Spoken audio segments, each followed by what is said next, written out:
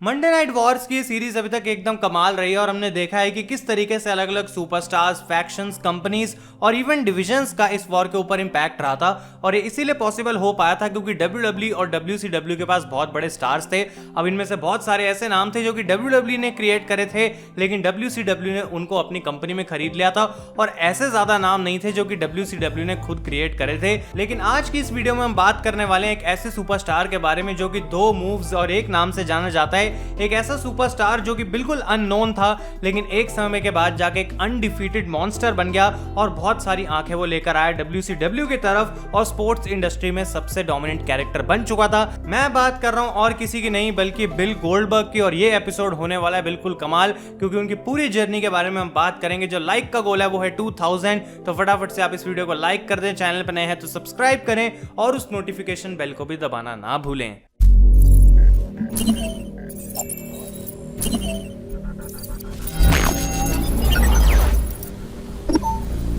तो गाइज, मैं हूं आयुष और आप देख रहे हैं wrestle India and welcome back to Monday Night Wars episode number 10, जिसका नाम है हुज नेक्स्ट। और गाइज, अगर आपने अभी तक ये सीरीज को एंजॉय करा है तो फटाफट से अपने ओपिनियन कमेंट्स में मुझे बताएं। आधी सीरीज आज खत्म हो चुकी है और अगर आप नए हैं, पहली बार देख रहे हैं, पुराने एपिसोड्स नहीं चेकआउट करें गलती से, तो डिस्क्रिप्शन में आपको इस पूरी सीरीज की प्लेलिस्ट का लिंक मिल जाएगा।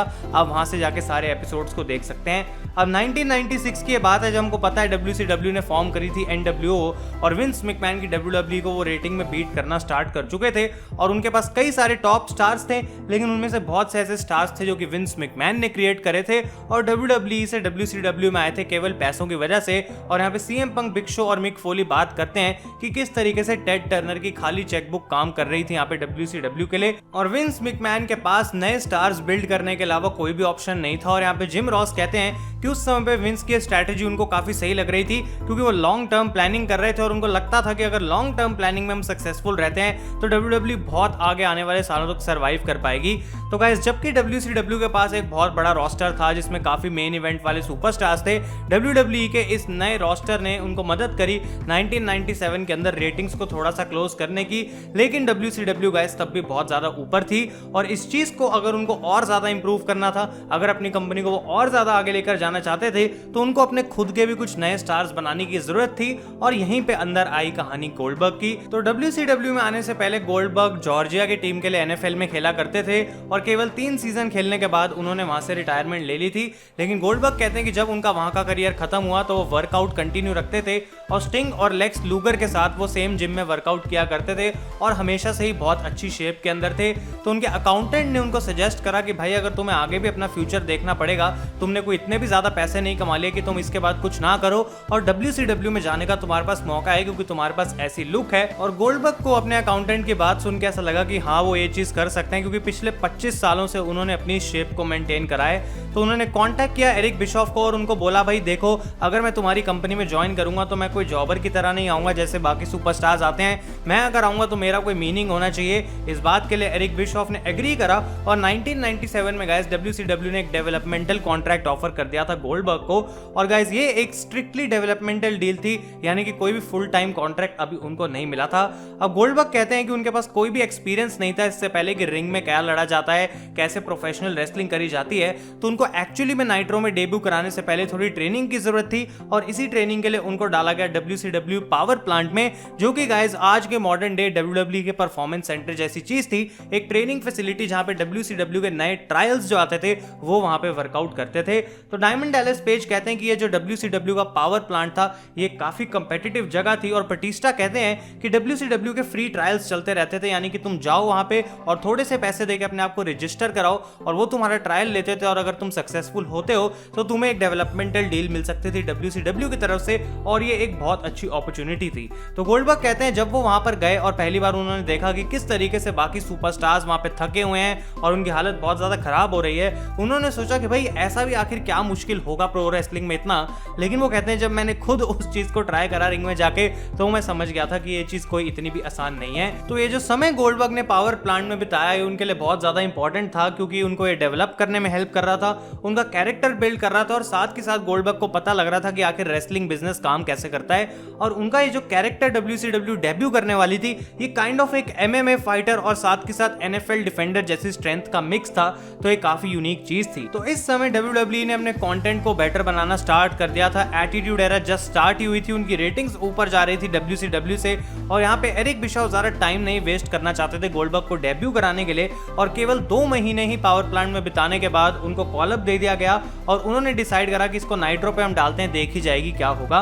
तो सितंबर 22, 1997 को गाइस गोल्डबर्ग ने अपना डेब्यू करा और बिल डिमॉट को अपने डेब्यू मैच में हराया, और इतनी जल्दी और इतने डोमिनेंट फैशन में वो इस मैच को जीत गए कि WCW में सारे लोग इनको देख के कह रहे थे भाई हमको एक हीरा मिल चुका है। और जिस तरीके से उनको रिएक्शन मिला अपने डेब्यू में वो बहुत ही ज्यादा सरप्राइजिंग था, क्योंकि कोई बंदा जानता नहीं था कि गोल्डबर्ग है कौन, और इनकी इतनी हाई इंटेंसिटी देखने के बाद सारे लोग सरप्राइज हो गए। और JBL यहाँ पे कहते हैं कि जिस तरीके से गोल्डबर्ग ने यहाँ पे बिल डिमॉट को स्पीयर मारा, ऐसा लगता था कि वो बंदा आधे में टूट गया है, उसका पूरा शरीर खत्म हो गया, इतना ज्यादा इंटेंस उनका स्टाइल था। तो गोल्डबर्ग की यहाँ पे जो लुक थी और उनकी इंटेंसिटी थी उनको मदद कर रही थी अपनी वीकनेसेस को कवर करने में गाइस। और रैंडी ऑर्टन यहाँ पे कहते हैं कि कभी भी WCW गोल्डबर्ग को ओवर यूज नहीं करती थी, सिर्फ 1 मिनट का मैच उनको दिया जाता था जो कि क्राउड देख के बहुत खुश होता था। और रिक फ्लेयर यहाँ पे कहते हैं कि गोल्डबर्ग कोई ब्रेट हार्ट या शॉन माइकल्स नहीं थे, लेकिन जो जॉब उनको WCW करने के लिए दे रही थी वो काफी अच्छे से कर रहे थे। तो केविन नैश यहाँ पे बताते हैं कि किस तरीके से गोल्डबर्ग में बहुत सारी खासियत भी थी, लेकिन वो सुपरस्टार नहीं था जो कि 20-25 मिनट का मैच दे सके, क्लासिक दे सके, जिसकी वजह से पेपर व्यूज को हम सोल्ड आउट कर सकें, और ये उनकी मेजर प्रॉब्लम थी। तो WCW ने यहाँ पे ट्राई करा क्यों ना गोल्डबर्ग को हम एक बार लंबे मैच में आजमाते हैं, और उन्होंने अपने one of the veterans William Regal को अपॉर्चुनिटी दी कि भाई 6 मिनट का मैच तुम्हें करना है गोल्डबर्ग के साथ जाके, ये मैच हार्ड हिटिंग होना चाहिए, टेक्निकल भी होना चाहिए, और हम यहाँ पे देखेंगे कि गोल्डबर्ग कैसे रेसल कर सकते हैं। और जब गाइस विलियम रीगल जाते हैं वो कहते हैं कि मैं घुसा रिंग के अंदर, और गोल्डबर्ग बिल्कुल फ्रीज हो गए कि जैसे उनको कुछ आता ही नहीं है, वो हेडलॉक लगा रहे हैं, वो बॉच हो रही है, वो कोई भी टेक्निकल मूव कर रहे हैं, गोल्डबर्ग सारे के सारे मूव बॉच कर रहे हैं, मूव को सेल भी नहीं वो ढंग से कर पा रहे थे। और इस 6 मिनट के मैच में ही क्लियरली पता लग गया था कि अगर WCW को इस बंदे को बहुत बड़ा स्टार बनाना है तो ये प्रॉब्लम तो भाई फिक्स करनी पड़ेगी। और जबकि गोल्डबर्ग बहुत ज्यादा इंटरेस्ट जता रहे थे पब्लिक का, लेकिन ये पूरे नेशनल टीवी पे एक्सपोज हो चुका था कि इनको रेसलिंग करनी नहीं आती। तो जबकि ये सारी चीजें गोल्डबर्ग के अगेंस्ट जा रही थी, एक चीज जो उनकी फेवर में थी वो ये कि गोल्डबर्ग को लोग देखने के लिए पैसे देते थे, और अपने स्टार्टिंग के कुछ महीनों में गोल्डबर्ग बहुत ज्यादा सक्सेसफुल भी हो रहे थे। और इसी समय WCW ने ये बात सोची कि हमको इनको रिंग के अंदर नहीं बल्कि रिंग के बाहर भी बहुत ज्यादा अच्छा बनाना चाहिए, इनके साथ कुछ डिफरेंट करना चाहिए ताकि ये बंदे में कोई स्पेशल फीलिंग आए। तो जो सबसे पहली चीज उनके लिए हुई गाइस अच्छी, वो थी गोल्डबर्ग की चैंट जो कि लोग करते थे। और गोल्डबर्ग कहते हैं कि प्रॉब्लम उनके करियर की बेस्ट मोमेंट थी, क्योंकि इस एक आइकॉनिक चैंट ने उनकी पूरी प्रेजेंटेशन को बहुत बढ़िया बना दिया था। और दूसरी थी उनकी एंट्रेंस जो कि वो बैक स्टेज करते थे, और लोग सोचते थे कि भला एक ऐसे इतने बड़े मॉन्स्टर को सिक्योरिटी की क्या जरूरत है, लेकिन वो चीज सिर्फ लुक के लिए करी जाती थी। और उसके बाद वो अपने म्यूजिक में चलते हुए बाहर आते थे और बिल्कुल पायरों के बीचों बीच आके खड़े हो जाते थे। और यहाँ पे बेथ फीनिक्स उनको बुलाती हैं एक फायर ब्रीदिंग मॉन्स्टर, और वो कहती हैं ये कोई नॉर्मल बंदा नहीं करता कि पायरों के बीच में जाके खड़ा हो गया और जब पायरो खत्म हुआ तो उसके मुंह से धुआं निकल रहा है। और ये चीज विजुअली बहुत फैंटास्टिक थी जब गोल्डबर्ग अपनी एंट्रेंस करते थे। अब एरिक बिशॉफ यहाँ पे कहते हैं कि वो चाहें तो सारा क्रेडिट ले सकते हैं कि मैं गोल्डबर्ग को लेकर आया कंपनी में, मैंने इसको बिल्ड करा, लेकिन मैं ये चीज यहाँ पे नहीं कर सकता क्योंकि गोल्डबर्ग एक ऐसी चीज थी जो कि अपने आप ही फेमस हो गई, किसी ने इसको एक्सपेक्ट नहीं करा था। और जॉन सीना भी ये सेम चीज कहते हैं, और वो कहते हैं कि कितने ऑसम थे बिल गोल्डबर्ग। तो गोल्डबर्ग का ये सक्सेस WCW के लिए बिल्कुल परफेक्ट टाइम पे आया, क्योंकि ऑस्टिन ने एटीट्यूड एरा में इस समय में धूम मचा रखी थी, और बहुत सारे फैंस यहाँ पे स्टोन कोल्ड को गोल्डबर्ग से कंपेयर कर रहे थे कि उनकी लुक एक जैसी है, बियर्ड का स्टाइल एक जैसा है, और जबकि उनके इन रिंग स्टाइल गाइस बिल्कुल डिफरेंट थे, और ऑस्टिन एक बहुत अच्छे रेसलर थे। एक चीज जो दोनों के बीच में कॉमन थी वो ये कि दोनों ही सुपरस्टार्स ऑर्गेनिकली ग्रो कर रहे थे। और गोल्डबर्ग कहते हैं कि हमेशा से वो अपना सक्सेसफुल होना चाहते थे, लेकिन उन्होंने कभी भी ये बात नहीं सोची कि वो दूसरे स्टोन कोल्ड स्टीव ऑस्टिन बन सकते हैं। उन्होंने हमेशा अपना बेस्ट देने की कोशिश करी और कभी भी किसी के साथ अपने आप को कंपेयर नहीं करा था। ऑस्टिन की तरह गोल्डबर्ग प्रोमोस भी इतने अच्छे नहीं कट कर सकते थे, लेकिन एक चीज जो डेफिनेटली गोल्डबर्ग कर सकते थे वो था बैक टू बैक मैचेस जीतना, और ऐसी मैचेस जीतते जीतते गाइस उनकी एक स्ट्रीक बॉर्न हो चुकी थी। और गोल्डबर्ग कहते हैं कि ये चीज बिल्कुल भी प्लान नहीं थी। मेरे डेब्यू में उन्होंने मेरे को बहुत अच्छा बुक करा, हमने फिर नोटिस करा कि भाई मैं इतने सारे मैचेस जीत रहा हूँ, जल्दी जल्दी जीत रहा हूँ, और ये चीज को अगर हम एक स्टोरी लाइन में कन्वर्ट कर दें तो कितना बढ़िया होगा। और यही चीज उनके लिए बहुत बढ़िया बन गई, और स्ट्रीक बिल्कुल ऐसी स्पीड से बढ़ रही थी कि आप सोच भी नहीं सकते। 10-0, 25-0, एक समय पे जाके 76 6-0 हो गई और लोग सोच रहे हैं कि भाई इतने मैचेस गोल्डबर्ग लड़ कब रहे हैं, कैसे हरा रहे हैं, क्योंकि एक एक मिनट के बहुत सारे मैचेस लड़ने में कोई ज्यादा प्रॉब्लम थी नहीं। और ऑर्टन यहाँ पे कहते हैं कि वो सिर्फ नाइट्रो एंटरटेनमेंट के लिए देखते थे और ये चीज उनको एंटरटेन कर रही थी। जॉन सीना कहते हैं कि ऐसा लग रहा है कि एनएफएल में कोई टीम 500-0 जीत रही है। वो एक ऐसी चीज है जो कि कोई बिलीव नहीं कर सकता, कभी रियलिटी में हो नहीं सकती। लेकिन गोल्डबर्ग यहाँ पे एक ऐसी चीज कर रहे थे जो कि अनबिलीवेबल थी और 100-0 तक उनकी स्ट्रीक पहुंच चुकी थी। मंडे नाइट वॉर्स में वो धमाल मचा रहे थे और मंडे नाइट्रो जो है वो रिकॉर्ड नंबर्स कर रही थी अपने रेटिंग्स में। तो Goldberg guys United states champion भी बन चुके थे और अरीनास को सोल्ड आउट कर रहे थे, लेकिन उनके कैरेक्टर की बिल्ड स्लो थी, लोगों को मजा बहुत आ रहा था। और अप्रैल 1998 में जब रॉ ने सबसे पहली बार डिफीट करा WCW को इन ऑलमोस्ट 2 इयर्स टाइम, तो एरिक बिशॉफ ने यहाँ पे एक्सपेक्ट करा कि उनका जो बड़ा स्टार है गोल्डबर्ग वो डिलीवर करेगा और इस चीज का रिस्पॉन्स देंगे हम WWE को। तो हल्क होगन जो कि उस समय पे WCW के सबसे बड़े स्टार थे, चैंपियन थे कंपनी के, उन्होंने ये देखा कि गोल्डबर्ग कितने पॉपुलर हो रहे हैं और उन्होंने एक आइडिया दिया कि उनको गोल्डबर्ग के साथ एक मैच लड़ना चाहिए गाइस। और इन दोनों का ये मैच WCW टाइटल के लिए ऑफिशियल कर दिया गया था। और गोल्डबर्ग जो कि 1 साल पहले सोच रहे थे कि शायद वो इस बिजनेस में कभी अपना कदम भी नहीं रख पाएंगे, अब उस कंपनी की सबसे बड़े टाइटल के लिए लड़ रहे थे। तो ये काफी कमाल की बात थी गाइस। और जुलाई 6, 1998 को एटलांटा जॉर्जिया यानी कि जॉर्जिया डोम के अंदर, जो कि गोल्डबर्ग का होम टाउन था जहां के लिए वो फुटबॉल भी खेला करते थे, यहाँ पे उनका मैच हो रहा था हल्क होगन के साथ। और वो कहते हैं उनके लिए ऑलमोस्ट रेसलमेनिया जैसी फीलिंग थी, इतना ज्यादा मजा आ रहा था। और डैनियल ब्रायन यहाँ पे कहते हैं कि वो इस मैच के लिए बहुत ज्यादा इंतजार कर रहे थे, क्योंकि उनको नहीं लग रहा था कि यहाँ पे हल्क होगन हारने वाले हैं, जिस तरीके से उनकी ईगो थी कंपनी के अंदर, और शायद यहाँ पे गोल्डबर्ग की स्ट्रीक भी टूट सकती थी। तो गोल्डबर्ग जबकि बहुत नर्वस थे, कहते हैं इस मैच से पहले हल्क होगन को वो थैंक यू बोलते हैं, क्योंकि उन्होंने उनको बिल्कुल एक सुपरस्टार बना दिया इस मैच के बाद। क्योंकि गोल्डबर्ग इस मैच को जीत गए गाइस, एक स्पीयर लगाया, जैक हैमर लगाया, हल्क होगन को पिन कर दिया और बन गए WCW चैंपियन। और पॉल हेमन यहाँ पे बात करते हैं कि किस तरीके से 40,000 people in an absolutely sold out Georgia Dome chant कर रही थी गोल्डबर्ग, जो कि एक आइकॉनिक मोमेंट है सिर्फ WCW की हिस्ट्री में नहीं बल्कि in the history of sports period. और यहाँ पे हो गई थी गोल्डबर्ग की स्ट्रीक 107-0 और ये गोल्डबर्ग की एक परफेक्ट सेरेमनी थी। और ये वो नाइट थी गाइस जब एक्चुअली में गोल्डबर्ग एक सुपरस्टार बन चुके थे। तो WCW नाइट्रो के इस एपिसोड ने मंडे नाइट रॉ को 11 हफ्तों बाद पहली बार रेटिंग्स में हराया और काइंड ऑफ ए पॉइंट कर रहा था कि शायद एक चेंज लेके आएगा WCW के लिए। और होगन कहते हैं कि जबकि बहुत सारे लोगों ने उनको बोला कि उनका हारने का डिसीजन सही नहीं था। और दूसरी एक बहुत बड़ी डिबेट ये चल रही थी कि WCW ने आखिर अपना पॉसिबली सबसे बड़ा मैच एक टीवी शो पे क्यों दे दिया और इसको एक पेपर व्यू के लिए बिल्ड क्यों नहीं करा। और गोल्डबर्ग कहते हैं कि अगर हम इसको 2 हफ्ते के लिए बिल्ड करते, ना कि सिर्फ 3 दिन के लिए जैसा कि हमने यहाँ पर किया, शायद हम 1 लाख टिकट भी बेच सकते थे और WCW की हिस्ट्री के सारे रिकॉर्ड भी तोड़ सकते थे। लेकिन इस मैच को नाइट्रो पर हमने दिया।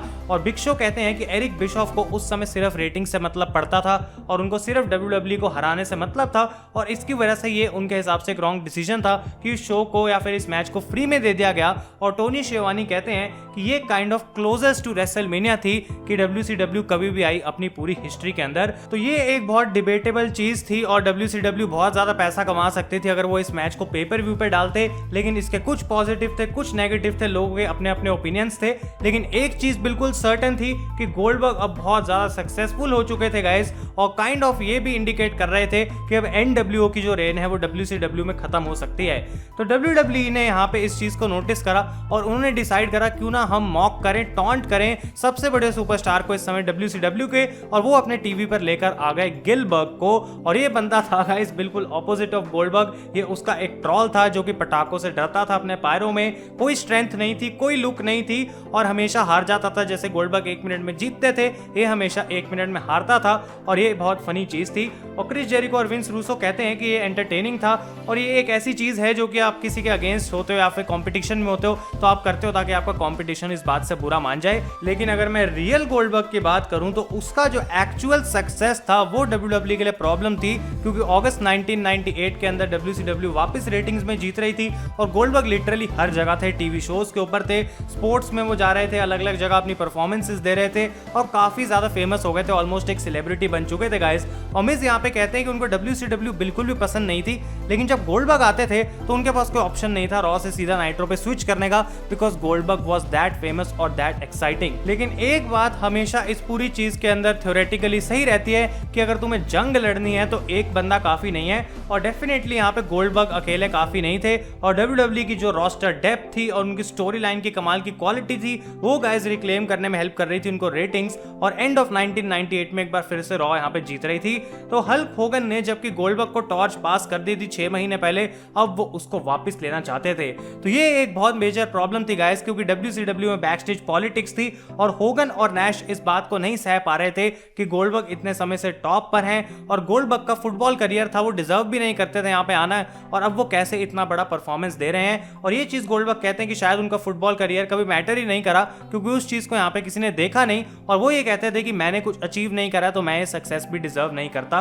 तो दिसंबर 27, 1998 को गाइस गोल्डबर्ग की स्ट्रीक पहुंच चुकी थी 173 एंड ओ माय गॉड, और ये समय आ गया था कि उनकी स्ट्रीक को खत्म कर दिया जाए। और गोल्डबर्ग का मैच हुआ था केविन नैश के साथ, जो कि एक नो DQ मैच था, और आप सुन के हैरान रह जाएंगे कि आखिर ये मैच कैसे एंड होता है। तो स्कॉट हॉल आते हैं और वो एक टेजर लगाते हैं, अगर आपको टेजर नहीं पता तो वो पुलिस वाले यूज करते हैं इलेक्ट्रीफाई करने के लिए किसी बंदे को, और उससे वो गोल्डबर्ग को इलेक्ट्रीफाई करते हैं। नैश उनको पावर बॉम्ब देते हैं 1 2 3, और एकदम से जो 173 एंड की स्ट्रीक है वो 173 और 1 हो चुकी है। और CM पंक कहते हैं कि WCW की आदत थी कि उनके पास एक बहुत अच्छा आइडिया, वो कुछ समय तक उसको चलाते थे, लेकिन उसके बाद अपने ही पैर पे वो कुल्हाड़ी मार लेते थे। भला आखिर कौन एक टेजर यूज करता है? This was an awful idea. और गोल्डबर्ग एक ऐसा कमाल का बंदा था जो कि तुम्हारी कंपनी में मदद कर रहा था, और ये हॉर्स शिट डिसीजन था जो यहाँ पे वो फिनिश ने सब कुछ खराब कर दिया।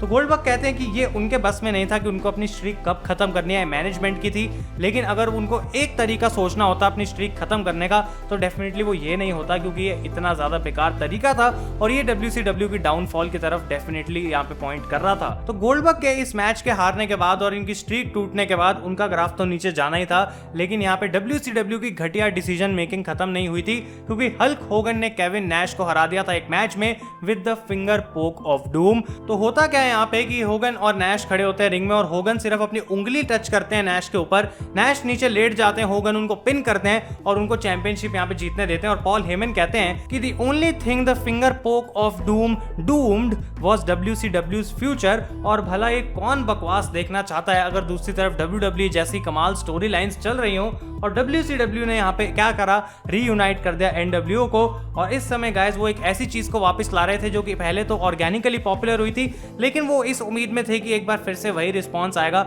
जो कि बिल्कुल नहीं आया और एक फेक शिट की तरह लग रहा था उनके टीवी पे।